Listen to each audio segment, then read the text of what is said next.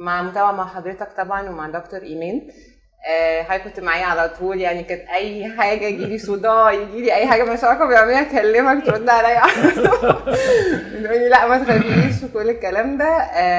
بس وعملتها يوم خميس ونزلت الشغل بعديها بيومين على طول، ما ما تعبتش شاء الله. خالص. ما جاليش حتى التعب اللي هو الهبوط، يعني كنت ماشيه على الرولز كلها بالظبط، بشرب ميه كتير، بشرب العصاير، بعمل بلتزم بكل حاجه علشان امشي عليها مظبوط. والحمد لله يعني النتيجة معايا بانت بسرعة. انتي في وصلتي خلال لايديال ويت، مفيش ما تقوليش بالظبط 4 شهور 4 تقريبا. شهور أو 3 شهور ونص وصلت للوزن اللي أنا عايزاه. ما شاء وبقيت الله. مبسوطة ومرتاحة، يعني حاسة براحة نفسية، شخصيتي حاسة انها اتغيرت، بقيت واثقة في نفسي أكتر بكتير.